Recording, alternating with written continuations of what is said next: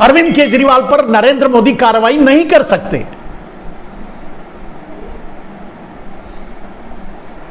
अब एक दूसरे पहलू पर आप आइए मेरे दोस्त की जो बात अरविंद केजरीवाल ने कहा, अगर कोई और कहा होता तो वो कहां होता। अब आते हैं हम उस साम्राज्यवादी सिस्टम को जिसको संघ लागू करवाना चाहता है पूरे देश में। तो कैसे काम कर रहा है संघ? हर मंत्रालय में, हर प्रदेश में मुख्यमंत्री से लेकर मंत्री, सभी मंत्री तक के पीछे एक आदमी संघ का लगाया हुआ है। यह बात तो अब साबित हो गई। जिस तरह से कोई कार्रवाई अरविंद केजरीवाल पर नहीं हुई, मानहानि का मुकदमा या कोई और कार्रवाई, उसी तरह से कोई कार्रवाई राम माधव के ऊपर भी नहीं होगी, क्योंकि वो संघ के हैं। क्योंकि सतपाल मलिक ने जो आरोप लगाया वो सच है, वो कई बार कह चुके हैं, यहां तक कि पहले भी कह चुके थे जब राम माधव ने ऑब्जेक्शन लिया था, यहां तक कि धमकी दी थी कि मैं कोर्ट जाऊंगा। कहीं नहीं गए, आगे भी नहीं जाएंगे। सतपाल मलिक ने अब तो नाम लेकर बोल दिया राम माधव का, फिर भी नहीं जाएंगे।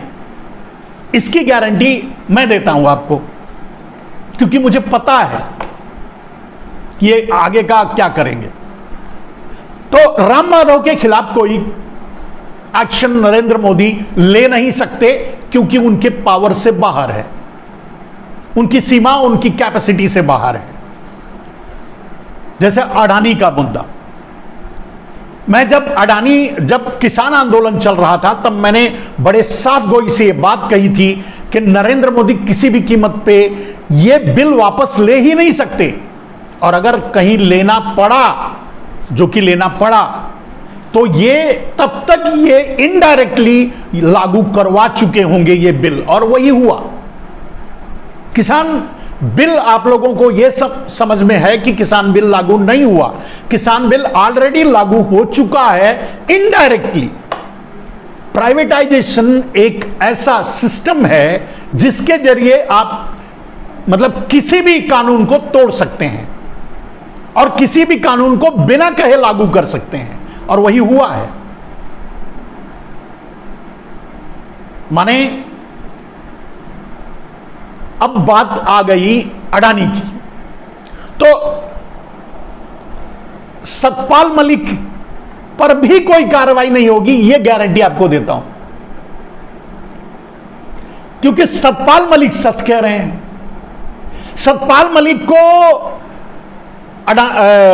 आडवाणी की तरह, मुरली मनोहर जोशी की तरह डस्टबिन में भले फेंक सकते हैं, जो कि आज फेंक दिए हैं, डस्टबिन में डाल सकते हैं, लेकिन कुछ उखाड़ नहीं सकते, मतलब कुछ बिगाड़ नहीं सकते, कोई कार्रवाई नहीं कर सकते।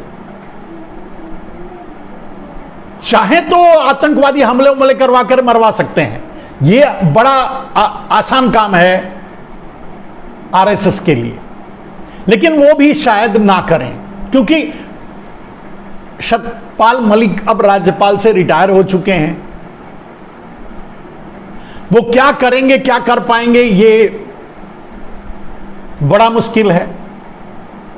इसलिए ना तो सतपाल मलिक पर कार्रवाई होगी और ना ही राम माधव पर, क्योंकि इस बात को मैंने कहा ना कि खोदी खोदा में भंडाफोड़ हो जाएगा, तो ये इस बात को पर सन्नी खींच लेना है। यानी जैसे अडानी के मामले में नहीं बोलते नरेंद्र मोदी, यानी नरेंद्र मोदी नहीं, पीछे समझ लो आरएसएस नहीं बोलता, जैसे उसी तरह से इस मामले में भी आरएसएस या नरेंद्र मोदी या भारतीय जनता पार्टी कोई कुछ नहीं बोलेगा। ठीक है, अब आते हैं मेरे दोस्त उस असली खेल पर जिसके हजारों वीडियोस मेरे मौजूद हैं सोशल मीडिया में, जिसको मैं बार बार समझाता रहा हूं आपको। सीधे अगर कहा जाए तो इनडायरेक्टली बीच में भाई लगाने वालों का साम्राज्य खड़ा करना चाहते हैं। अब यूं कह सकते हैं कि भारत का नाम बदल करके गुजरात रखना चाहते हैं। मैं कई बार बोल चुका हूं, नरेंद्र मोदी इस तरह से एक्ट कर रहे हैं जैसे वो गुजरात के प्रधानमंत्री हो और भारत की राजधानी दिल्ली नहीं गुजरात हो, या भारत का नाम ही गुजरात हो, इस तरह से। और इनडायरेक्टली यही है साम्राज्यवाद, जो पूंजीवाद से भी ज्यादा खतरनाक होता है। मैंने कहा कि पूंजीवाद में कंपटीशन भी होता है। पूंजीवाद सिर्फ पूंजी को कैप्चर करता है, साम्राज्यवाद पूरे सबको गुलाम करके रख देता है, सबको गुलाम बना देता है। हर आदमी, एक एक आदमी गुलाम हो जाता है। और आज वही हो रहा है और वही आपको सामने से दिख रहा है, बोले कोई या ना बोले कोई। तो आते हैं उस मुद्दे पर मेरे दोस्त, अडानी ग्रुप, ठीक है, अडानी ग्रुप की बात करते हैं। अडानी ग्रुप मतलब अब इसे मोडानी ग्रुप कह सकते हैं। ये अडानी ग्रुप अब अडानी ग्रुप नहीं है, ये मोडानी ग्रुप है, मोडानी ग्रुप है। तो मोडानी ग्रुप की बात करते हैं। मोडानी ग्रुप, तो मोडानी ग्रुप क्या कर रहा था? एक साम्राज्यवाद की नींव रख रहा था। आरएसएस पीछे खड़ा था। क्या हुआ? मैं पहले भी बता चुका हूं कि 400 लाख करोड़ यही आरएसएस और यही बीजेपी, यही नरेंद्र मोदी बताए थे। बहुत से वादे भी किए थे इसको लेकर के और करवाए थे अपने दलालों के जरिए। फिर से याद दिला दिया मैंने आपको। तो 400 लाख करोड़ जो 600 लाख बन गया, 600 लाख करोड़ बन गया। तो 600 लाख करोड़ की हिस्सेदारी ली, 50-50 किया। 50-50 कुछ लोगों के पास जो गुजरात के बाहर के थे उनके पास भी, जो 20% हैं, जो 80% वहां के थे, तो उन लोगों के लिए छोड़ दिया। मैंने उदाहरण कल दिया था कि जैसे शरद पवार का 2000 करोड़ था तो 1000 करोड़ ले लिया। ये मैं एग्जैक्ट फिगर नहीं बता रहा हूं, बार बार शरद पवार सर के बल खड़े हो जाते हैं, इसके लिए उनका नाम लेके बता रहा हूं कि 2000 करोड़ था, 1000 करोड़ नरेंद्र मोदी को दे दिया, नरेंद्र मोदी जिसको बताए उसके नाम से ट्रांसफर कर दिया। ये सारी बातें आपको बता चुका हूं। और 1000 करोड़ उनके पास बच गया, दोनों का समाधान हो गया। काले धन वाले जेल जाने से बच गए और नरेंद्र मोदी को 300 लाख करोड़ मिल गया। ये खेल खेला नरेंद्र मोदी ने और आरएसएस ने।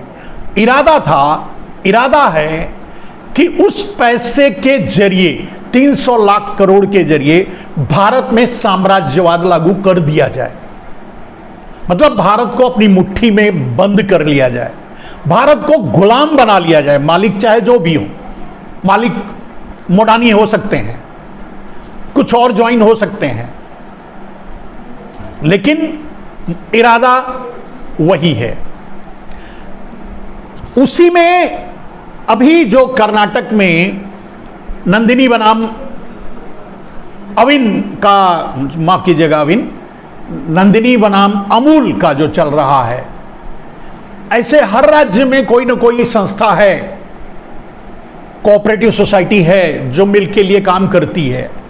लेकिन प्रश्न ये है कि नरेंद्र मोदी का तो इरादा, संघ का इरादा ही ये नहीं है कि लोग क्या कहते हैं कि लोग अलग अलग काम करें।